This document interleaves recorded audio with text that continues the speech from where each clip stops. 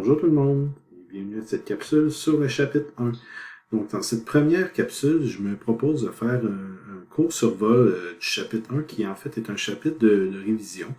Je dis ça parce que c'est censé être des notions qui sont vues dans un cours précédent, entre autres le cours de chimie générale, mais n'importe quel cours de chimie d'introduction devrait avoir couvert certains sujets qui sont là-dedans.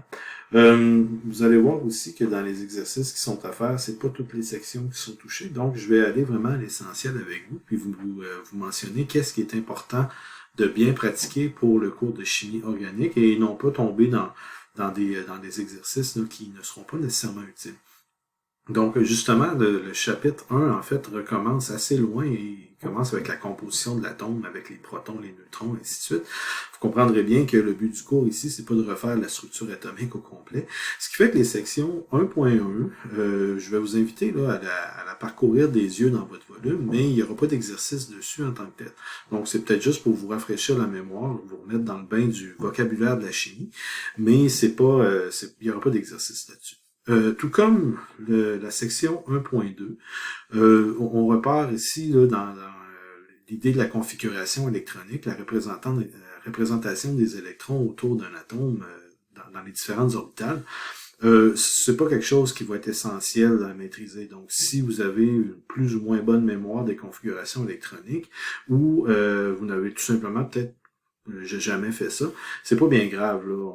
On va pouvoir travailler sans ça, mais comme je vous dis, c'est peut-être la lecture à faire là, qui est intéressante pour vous rapporter dans des bons souvenirs, peut-être. Là. Donc, autrement dit, là, de recommencer là, à avoir du vocabulaire de cours de chimie en tête là, lors de vos lectures.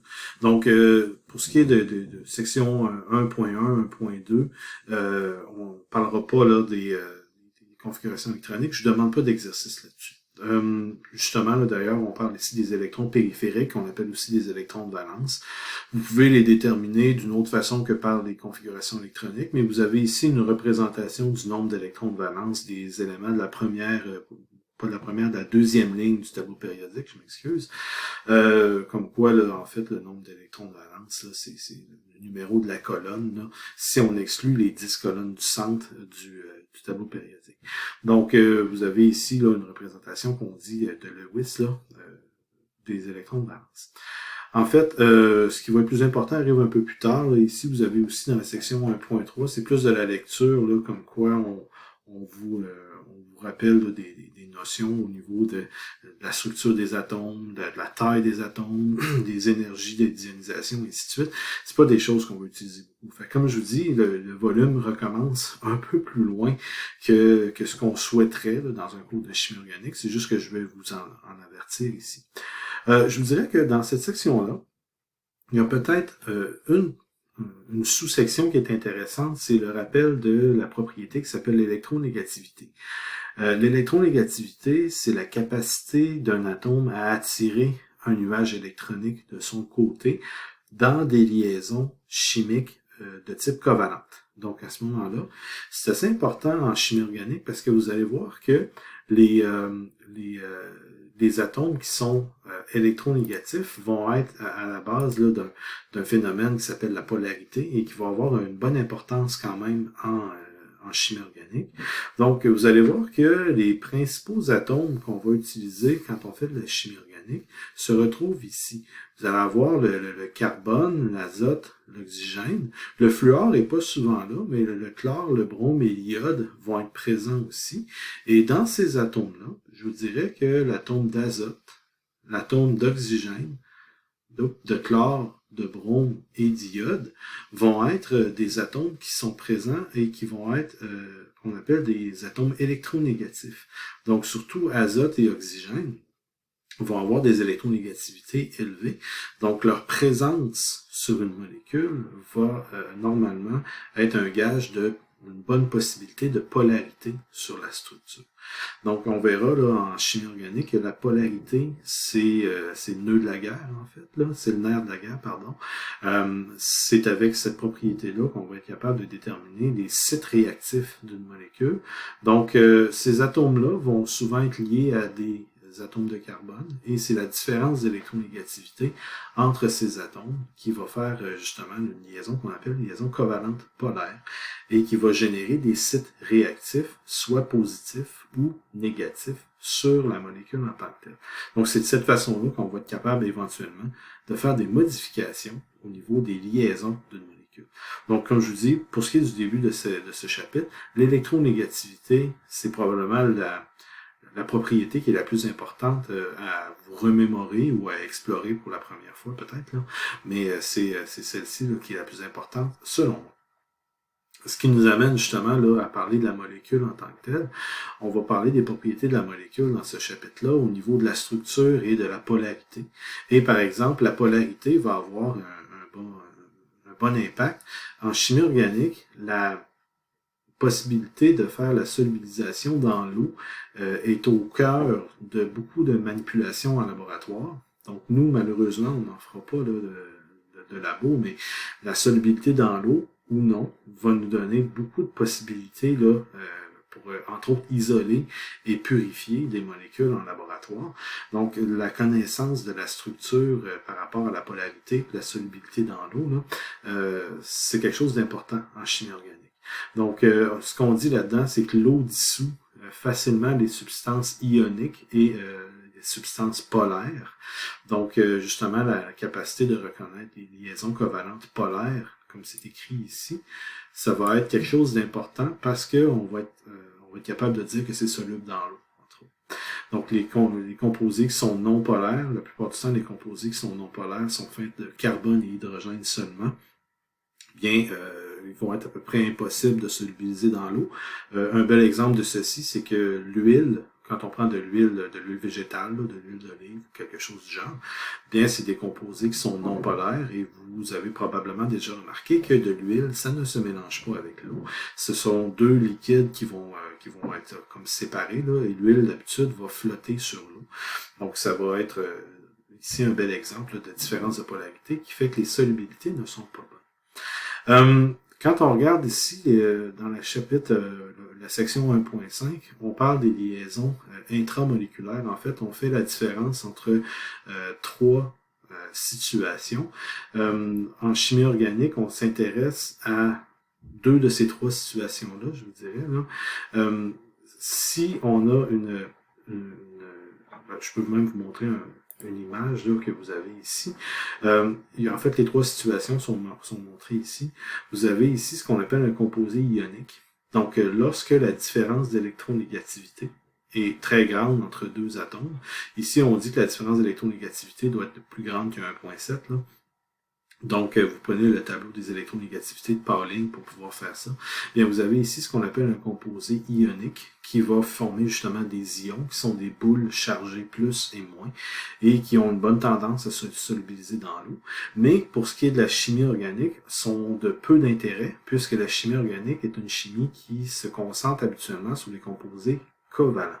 Donc, les composés ioniques ici, comme je vous dis, là, on s'y intéresse plus ou moins. Et les deux situations qui nous intéressent le plus sont du côté covalent ici. Où est-ce que vous avez à cet endroit-là un composé qui est parfaitement symétrique quant à sa distribution des électrons. Donc ici, on peut voir là, que dans le centre ici, il va y avoir comme une symétrie là, qui va pouvoir être placée. Et à ce moment-là, ça nous donne là, ce qu'on appelle un composé qui est covalent avec une liaison qui est non polaire. L'électronégativité est égale entre les deux atomes de chlore. Donc, comme je vous disais, ce sont des notions normalement qui sont couvertes dans un cours de type chimie générale, là, introduction à la chimie. Donc, c'est peut-être pas la première fois que vous voyez ça. Et les composés avec peu de polarité, pour ce qui est de la chimie organique, vont avoir aussi pas tant d'intérêt que ça parce qu'ils sont peu réactifs. Donc, la réactivité en chimie organique vient dans le débalancement du nuage électronique entre la liaison de deux atomes. Là. Par exemple, ici, dans la molécule de HCl, le chlore est plus électronégatif que l'hydrogène, ce qui fait que le nuage électronique est plus important du côté droit, là, donc du côté du chlore en tant que tel. Donc, c'est ce dont on veut dire, là, c'est ce dont je veux parler ici. Quand on parle de la liaison covalente, vous aurez compris en chimie organique, le carbone est au centre de la plupart des molécules et on va s'intéresser à sa géométrie moléculaire pour plusieurs propriétés et ce qui nous amène de parler de ce qu'on appelle l'hybridation du carbone. Donc l'hybridation, c'est en fait le nombre d'orbitales qui sont autour, mais en chimie organique, on peut ramener ça à quelque chose de beaucoup plus terre à terre, dans le sens que quand on va parler d'un carbone qui est hybridé sp3, bien c'est un synonyme pour un carbone qui a 4 voisins, donc 4 liaisons simples. Et quand on a un carbone qui est à 4 liaisons simples, avec une géométrie sp3, bien ça nous donne un carbone qui est tétraédrique. Donc si vous vous souvenez comment dessiner un carbone tétraédrique, ça va ressembler à quelque chose du genre, avec des angles ici. Bon, mes angles sont pas très bons, là, mais un angle qui va ressembler à peu près 109 degrés. Donc, si vous vous souvenez, la convention d'écriture, c'est que les traits pleins sont des liaisons qui sont sur le plan, donc sur la feuille de papier. Ici, on pourrait l'imaginer comme ça. Et les liaisons qui sont avec un triangle comme ça, c'est comme si la liaison partait du carbone et s'en venait vers nous. Donc, c'est ce qu'on appelle une liaison devant le plan. Et celle qui est en pointillé, c'est celle qui va en arrière du plan. C'est comme si elle s'éloignait de nous. Donc, ça donne un tétraèdre, une espèce de trépied, où est-ce que le carbone là, est placé au centre de ce trépied-là. Donc, la molécule que je vous donne dans l'exemple à côté, on parle de méthane. Donc, le méthane, c'est du CH4. Ça nous donnerait la molécule suivante avec un angle à peu près de 109 degrés. Le carbone hybridé sp3 est la seule hybridation qui fait intervenir la troisième dimension, parce que quand on parle d'sp2 et sp, bien, ça va être en 2 dimensions. Donc, une autre façon aussi de résumer ça, c'est qu'un carbone sp3, c'est un carbone tridimensionnel. C'est un carbone qui a 4 liaisons simples. Donc, c'est comme ça qu'on va pouvoir le reconnaître. Et donc, naturellement, là, vous allez aussi remarquer que le carbone a toujours 4 liaisons. Pas plus, pas moins. On n'a pas le droit d'en faire plus ou moins. Là. Donc, on peut avoir soit 4 liaisons simples ou des liaisons multiples. Comme dans le cas de l'hybridation sp2 là, que vous avez ici. Je vais placer la feuille correctement. Là. Donc, l'hybridation sp2, c'est une hybridation qu'on appelle trigonale plane. Et ça va nous donner quelque chose du genre. Quand on a l'exemple ici, c'est l'éthylène, là, bien ça nous donne comme 2 triangles plans qui sont placés comme ça ici, avec un angle d'à peu près 120 degrés, donc on essaie de le faire du mieux possible, là, autour des liaisons, et c'est C2H4, là. On va placer ça comme ceci. Donc ça nous donne ici, là, il n'y a pas de liaison devant ou derrière le plan, ça va nous donner, entre autres, là, une molécule qu'on dit trigonale plane, qui est en 2 dimensions. Pour ce qui est de l'hybridation sp, ça c'est quand un carbone va avoir une liaison triple. Donc ça va nous donner des liaisons qui sont à 180 degrés les unes des autres. Donc ici avec un C2H2. Le 180 degrés est à cet endroit-là. 180 degrés. Je vous donne d'être peut-être indulgent. Là, je suis pas encore tout à fait habitué avec ma tablette, donc je vais m'améliorer probablement au fil de la session. Donc, autrement dit, vous voyez que ces deux structures ici qui sont planes, dans laquelle la troisième dimension ne fait pas d'intervention. Et c'est une autre façon de s'en rendre compte, c'est qu'un carbone sp2 va avoir une liaison double et 2 liaisons simples, tandis qu'un carbone sp va avoir une liaison triple et une liaison simple. Donc, la présence de liaison double, souvent c'est synonyme de trigonale plan, sp2. Présence de liaison triple, c'est 180 degrés et géométrie qu'on appelle linéaire. Donc, ce sont les 3 possibilités de géométrie du carbone et ça nous permet de dessiner les molécules en 2D, 3D là, de façon efficace et simplifiée comme ça. On peut avoir naturellement la présence de plusieurs hybridations. Je vais reprendre l'exemple qui est mentionné ici. D'habitude, on est en classe, hein, mais là, je vais le reprendre ici. Je l'ai dessiné comme ça. Donc, ça nous permet d'utiliser aussi là, petite tablette pour faire ceci. Quand on a une formule semi-développée comme celle-là, vous allez avoir, premièrement, à identifier c'est quoi l'hybridation de chacun des carbones. Puis comme je vous dis, ben, il faut identifier les endroits où est-ce qu'il y a des liaisons doubles et des liaisons triples. Donc, c'est comme ça que ça va nous permettre de savoir qu'est-ce qui est hybridé comment. Et quand il n'y a pas de liaison double ou triple, c'est des liaisons simples comme ça va être un carbone qui va être sp3. Donc, vous allez avoir ici un premier carbone qui est sp3, qui va être tridimensionnel. Les carbones 2 et 3 de la chaîne, sont impliqués avec une liaison double. Donc, ça veut dire que c'est du sp2 pour chacun. Donc, c'est comme ça qu'on peut le dire. Le carbone, si on veut, 4 et 5 là, de la chaîne, implique une liaison triple. Ce sont des hybridations sp. Donc, comme je vous dis, on peut vraiment simplifier la théorie d'hybridation comme ça. Et si vous regardez, les 3 derniers carbones n'impliquent pas de liaison multiple. Donc, ça veut dire que ce sont des liaisons, des carbones qui sont sp3, hybridés sp3, qui vont être des tétraèdres.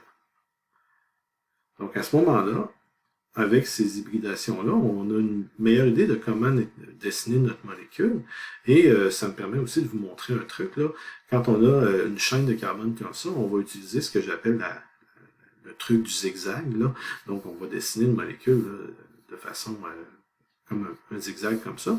Sauf, il faut faire attention, quand on a des carbones qui sont sp comme ça, il faut vraiment respecter la géométrie linéaire. Fait que ça va nous donner quelque chose du genre. Je peux commencer par le premier hydrogène de la structure et je m'en vais vers le premier carbone, qui lui est un carbone sp3. Donc, ça va me permettre de m'en aller vers le carbone numéro 2 en continuant mon zigzag.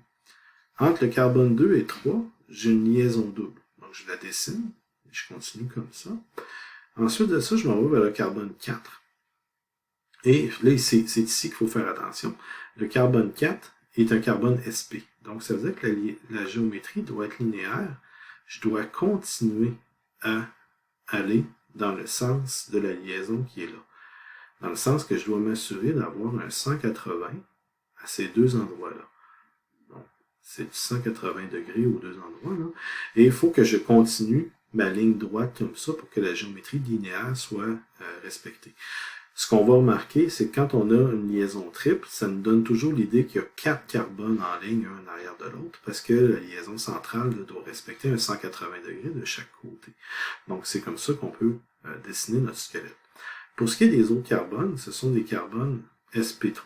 Donc, je peux les dessiner comme ça. Fait que j'étais rendu là, 1, 2, 3, 4, 5, 6, 7, 8, ouais, c'est ça, 6, 7, 8 carbones, j'en ai 8 comme ça. Et je termine avec un H à la fin. Donc ça, c'est pour ce qui est du squelette de la molécule qu'on dit qui est dans le plan. Et ensuite de ça, bien, pour les tétraèdres, ceux qui sont sp3, il faut suivre le mouvement de la molécule, on peut le voir comme ça. Quand vous voyez que le carbone que vous devez dessiner est en haut des liaisons, dans le sens que c'est comme un toit de maison, hein, ça va vers le haut, bien ça veut dire que les autres liaisons doivent être sur le dessus. Donc, comme je dis en classe, la plupart du temps, dans ce temps-là, il faut qu'on dessine des oreilles à notre molécule. Comme ceci. Ça nous donne donc le premier tétraèdre qui est comme ça. Le carbone 2 et 3, ce sont des trigonales plans. Et c'est le même principe. Quand la molécule va vers le bas, la liaison va vers le bas. Quand la molécule, le zigzag, va vers le haut, la liaison va vers le haut. Et ça nous donne 2 carbones qui sont à 120 degrés de liaison à cet endroit-là. Les 2 prochains carbones n'ont pas d'hydrogène, ils sont déjà dessinés correctement. Et ici, ben, puisque j'arrive vers le bas, je dois faire des pattes à ma molécule pour être capable de la dessiner correctement. Ici, pour le carbone sp3 qui va vers le haut, ce sont des oreilles. Et le dernier carbone, ce sont des pattes à ma molécule. Donc, voici comment on fait à la main ce dessin-là. Naturellement, personnellement, j'ai des logiciels qui font des molécules parfaites, avec les angles parfaits, tout bien droites, mais je tenais à le faire ici à la main avec vous, là, pour vous montrer c'est quoi le truc là, du dessin. Et ça vous permet là, d'avoir ici là, un exemple pour enchaîner les différentes hybridations. Donc, dans le chapitre 1 et dans le chapitre 2, vous allez devoir dessiner des molécules comme ça. Donc, c'est un bon exemple ici que je fais pour vous. Pour ce qui est du reste du chapitre, en fait, ici, vous avez, là, je crois, là, une des parties les plus importantes, là, ce qui est le côté dessin et angle. Et ensuite de ça, bien, ce que ça dit ici, c'est que la théorie de l'hybridation peut se transférer aussi à d'autres atomes que le carbone. Entre autres, quand on parle de sp3 ici, on parle de 3 voisins. On peut avoir, par exemple, un azote qui a un doublet, qui compte pour un voisin, et qui peut avoir 3 liaisons comme ça. Donc cet azote-là serait considéré comme sp3 aussi, comme un atome d'oxygène aussi, qui a 2 liaisons simples et deux doublets comme ça. Donc ça ici, c'est considéré comme étant du sp3. Quand on parle du sp2, puis qu'on prend un peu la même idée, c'est que quand on est à 3 voisins, un atome d'azote va toujours avoir comme 3 liaisons et doublets, mais il peut avoir ici une liaison double et une liaison simple. Donc on aurait un azote sp2 ici, le doublet complet ici, et un oxygène aussi, qui peut avoir une liaison double et deux doublets. Donc ici, ça serait considéré comme sp2. Puis pour ce qui est de l'azote, aussi, on peut le dessiner sp avec une liaison triple et un doublet comme ça. L'oxygène ne peut pas faire ça là, parce qu'il ne peut pas avoir là, de liaison triple. Donc seul l'azote ici peut avoir là, la hybridation sp. Donc ça peut se transférer à d'autres atomes comme ça ici. Pour terminer le chapitre, on parle de la polarité des molécules. Si vous vous souvenez, la polarité des molécules, c'est relié à leur capacité d'avoir des vecteurs de polarité qui ne sont pas annulés en 3 dimensions. Je vous dirais qu'en chimie organique, on ne se mettra pas à dessiner en 3D toutes les molécules. On va essayer d'avoir des trucs un peu plus rapides que ça. Si je peux faire un premier exemple, comme par exemple ici avec CH3Cl, si je prends le CCl qui est comme ça ici, puis le CH3, je le mets vers le bas, là, comme ça ici, H est derrière. Et ce qu'on peut voir, c'est que la liaison ici, elle est polarisée vers le chlore. Donc, autrement dit, il y a un vecteur de polarité là, qui fait que cette molécule-là, justement, est polaire en tant que telle. Le CH4, je l'ai dessiné un peu plus haut, puis on voit que tous les vecteurs de polarité s'annulent. Donc ici, ça voudrait dire que la molécule CH3Cl est polaire. Mais on peut y aller plus simplement. Premièrement, une règle qu'on peut se donner, c'est que si on regarde les molécules, si c'est C et H seulement, c'est sûr que ça va être non polaire. Okay? Donc, la liaison CH n'est pas assez polarisée pour générer une polarité là, qui est significative. Donc, à chaque fois que vous avez un composé qui est à C et H seulement, ça va être un composé qui est non polaire. Et ici, comme vous pouvez voir, vous avez un OH qui est à la fin de la molécule. Donc, si vous voyez qu'il y a des éléments électronégatifs qui sont à l'extrémité d'une molécule comme ça, puis on peut tout de suite déduire que cet élément électronégatif-là va attirer les électrons de son côté. Et dans ce cas-ci, on peut dire que la molécule va être polaire en tant que telle. Donc, c'est peut-être des trucs un peu plus rapides. Là. Si vous voyez un OH à la fin ou un NH2 à la fin d'une molécule comme ça, bien, vous allez avoir tout de suite une molécule que vous pouvez classer comme polaire. On n'aura pas besoin de faire le dessin tridimensionnel à chaque fois, parce que sinon, ça devient très très long. Donc, c'est des trucs comme ça là, que le chapitre 1 va vous aider à développer tranquillement pas vite. Pour terminer, on parle des attractions intermoléculaires. Je veux pas que vous retourniez à aller réapprendre c'est quoi les interactions de type London, Keeson ou de Bay, là. Mais c'est plus une question de, encore une fois, voir que les polarités ont une certaine importance. Là. Par exemple, ici, CH4 et CH3OH sont deux molécules qui sont assez semblables. Je crois que sur les petites diapositives ici, je peux aller les chercher là, quelque part par ici, à la fin, et voilà. CH4, CH3OH, bien, si on voit que la molécule de CH4 est non polaire, il y a très très peu de force intermoléculaire dans la molécule de CH4, et ce que ça donne, c'est un point d'ébullition qui est très très bas, là, par exemple. Là. Donc, c'est des molécules qui vont avoir tendance à être gazeuses, des molécules qui sont non polaires, ou liquides.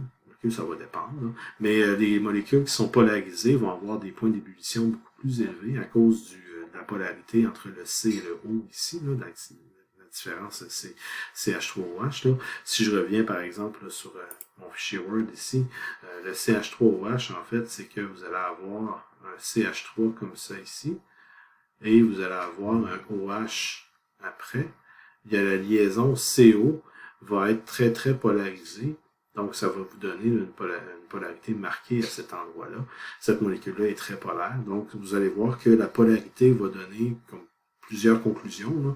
Entre autres la solubilité dans l'eau comme étant une possibilité et la capacité d'avoir des points d'ébullition assez élevés aussi, ce qui peut nous donner ensuite de ça la capacité, par exemple, d'être utilisé comme un bon solvant. Pour terminer aussi, ça va nous donner un endroit où est-ce que quand la liaison est polarisée comme ça va vouloir dire, on va le voir plus dans le chapitre 4, là, c'est plus tard, là, mais ça va vouloir dire que la liaison CO ici, c'est comme la liaison la plus fragile de la molécule. Et ici, on veut faire quelque chose comme une coupe pure, bien, ça serait probablement le meilleur endroit pour pouvoir faire une réaction chimique sur cette molécule-là. Donc, l'analyse de structure va nous amener à l'analyse de la réactivité. C'est vers ça qu'on va s'en aller. Donc, voici là, le survol du chapitre 1. Je crois que c'est amplement suffisant. Donc, je vous invite à peut-être compléter là, avec quelques lectures et surtout, faites les exercices qui sont recommandés. C'est avec ceci que vous allez pouvoir travailler le mieux. On se reparle bientôt. Bonne journée.